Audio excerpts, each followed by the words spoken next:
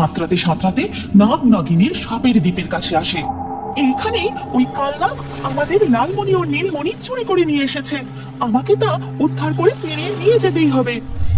অনেকদিন আগেকার কথা, যখন সাগর রাজ্যের মণিমালা জলপরি প্রায়শই তার বন্ধু প্রকৃতি দেবীর সাথে দেখা করতে আসতো। এমনই একদিন, সই প্রকৃতি দেবী, তুমি কোথায়? দেখো, আমি এসেছি তোমার সাথে দেখা করতে। নদীর জল থেকে মণিমালা জলপরীর ডাক শুনে প্রকৃতি দেবী বেরিয়ে আসেন। তারপর মণিমালা জলপরীর কাছে এসে বলেন, মণিমালা, তুমি এসেছো? কতদিন তোমার সাথে দেখা হয়নি। তোমাদের সাগর রাজ্যের সবকিছু ঠিকঠাক আছে তো? আর কেমন আছো তুমি?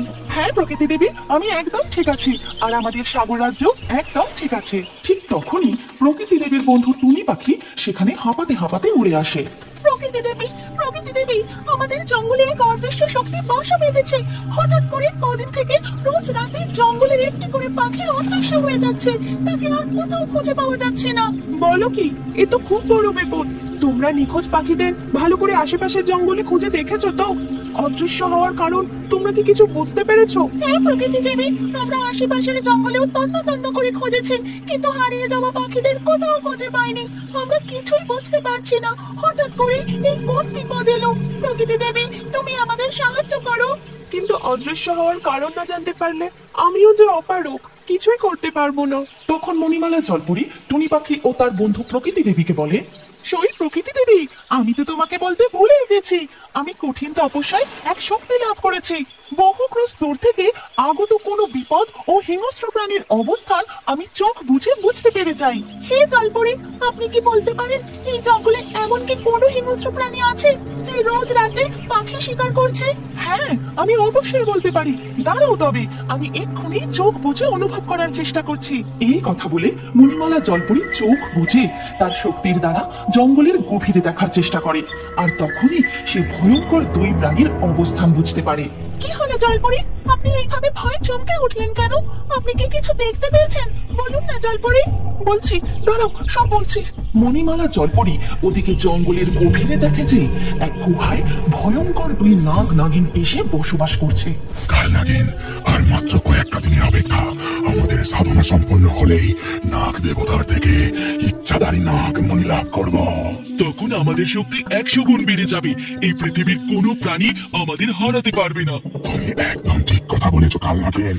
ওই ইচ্ছাধারী নাগ মণির দ্বারা আমরা হয়ে উঠব সব থেকে শক্তিশালী। কিন্তু কালনাগ, এখন আমার যে বড্ড খিদে পেয়েছে। আপনি জঙ্গল থেকে পাখি শিকার করে নিয়ে আসুন। ধৈর্য ধরো কাল নাগিন, রাত হতে দাও। রাতের অন্ধকার ছাড়া শিকার করলে যদি আমাদের অবস্থানের কথা কেউ জেনে যায়, তাহলে এই গুহায় থেকে আমাদের সাধনাতে ব্যাঘাত করতে পারে। আমার যে খুব জোরে খিদে পেয়েছে, আপনি কিছু একটা ব্যবস্থা করুন। ঠিক আছে, আমি দেখছি কি ব্যবস্থা করতে পারি। এই বলে কালনাগ অদৃশ্য হয়ে গুহা থেকে বেরিয়ে শিকারের সন্ধান করতে থাকে। ওদিকে তখন প্রকৃতি দেবীর বন্ধু মণিমালা জলপরি বলে, সই প্রকৃতি দেবী, এবার তবে আমি আসি। আজ অনেকক্ষণ তোমাদের সাথে কথা হলো, এবার আমি সাগর রাজ্যে ফিরে যাই। ঠিক আছে মণিমালা, তুমি সাবধানে যেও। আমি দেখছি ওই নাগনাগিনকে কিভাবে জব্দ করে এই জঙ্গল থেকে তাড়ানো যায়। ঠিক আছে প্রকৃতি দেবী, আমি এলাম, আবার দেখা হবে। এই কথা বলে মণিমালা জলপরি নদীর জলে ডুব দিয়ে সাঁতরাতে সাঁতরাতে এগিয়ে যায়। আর ওদিকে তখন কালনাগ নদীর পাড়ে এসে, এই নদীতে দেখছি অনেক মাছ আছে। আজ নাগিনের জন্য কিছু মাছ ধরে নিয়ে যাই। এই কথা বলে কালনাগ মাছ ধরতে যাবে। ঠিক সেই সময় কালনাগ দেখতে পায় জল দিয়ে সাঁতার কাটতে কাটতে যাচ্ছে এক জলপরি। আরে, এই তো দেখছি জলপরি এই নদীতে কি করছে? এরা তো গভীর সাগর রাজ্যে থাকে। কালনাগ আর মাছ না ধরে এই খবরটা কালনাগিনীকে দেওয়ার জন্য গুহায় ফিরে যায়। তারপর কালনাগ কালনাগিনীকে সমস্ত কথা খুলে বলে। এমন সময় গুহার বাইরে থেকে শোনা যায়, দুষ্ট নাগনাগিন, আমরা তোমাদের অবস্থানের কথা জেনে গেছি। তোমরা এই জঙ্গলে পাখি শিকার করে ভারসাম্য নষ্ট করছো, পরিবেশের ক্ষতি করছো। কালনাগ, সর্বনাশ! মনে হয় আমাদের অবস্থানের কথা কেউ জেনে গেছে। এবার কি হবে কালনাগ? কিন্তু আমি তো খুবই সাবধানে অদৃশ্য হয়ে বাইরে বেরিয়েছিলাম, আর রাতের অন্ধকারে আমাদের এমনিতেও কেউ কখনো দেখেনি। তাহলে তাহলে কিভাবে আমাদের অবস্থানের কথা জানলো?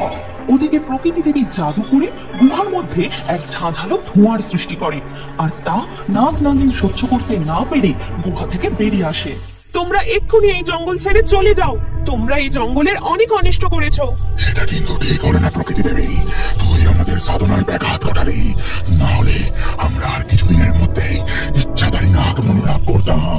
ঠিক আছে, আমরা চলে যাচ্ছি, কিন্তু এর বদলা আমরা নেবই। যাও যাও, তোমরা বদলা নেবার জন্য এই জঙ্গলে ফিরে এলে আমরা আবার ঠিক জেনে যাব। আমাদের জলপরি বন্ধু তার শক্তির দ্বারা তোমাদের অবস্থানের কথা আমাদেরকে ঠিকই জানিয়ে দেবে।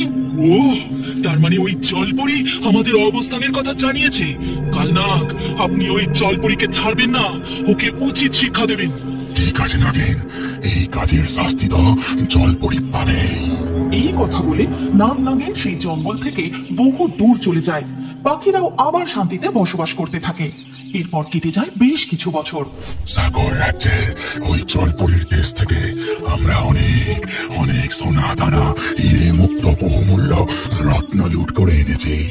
ওই জলপরীরা হাজার খুঁজেও আমাদের এই সাপের দ্বীপের কখনো সন্ধান পাবে না। আর কখনো সন্ধান পেলেও কি নাগরাজ, আমাদের এই দ্বীপ বিষধর সাপে ভর্তি। আজ পর্যন্ত কেউ এই দ্বীপে পা রেখে আর বেঁচে ফিরতে পারেনি। ওই মূর্খ জলপরি তার অতীতের কাজের উচিত শিক্ষা পেয়েছে। তাদের নীলমণি ও লালমণি এখন আমাদের কবলে। এবার শুধু আমাদের এই মণির শক্তির ব্যবহারের উপায় জানতে হবে। ওদিকে দেখা যায় মণিমালা জলপুরি সাঁতরাতে সাঁতরাতে নাগনাগিনীর সাপের দ্বীপের কাছে আসে। এইখানেই ওই কালনাগ আমাদের লালমণি ও নীলমণি চুরি করে নিয়ে এসেছে। আমাকে তা উদ্ধার করে ফিরিয়ে নিয়ে যেতেই হবে। এই বলে মণিমালা জলপুরি মনুষ্যরূপ ধারণ করে সেই দ্বীপের পথ ধরে হাঁটতে থাকে। তখনই সে লক্ষ্য করে আশেপাশে অনেক সাপ ঘুরে বেড়াচ্ছে। সে কিছুটা পথ এগোতেই নাগরাজ সেখানে প্রকট হয়। জলপরি, তুই মানুষের রূপ ধারণ করে আমার সাপের দ্বীপে প্রবেশ করেছিস। এবার যে তুই আর বেঁচে ফিরতে পারবি না।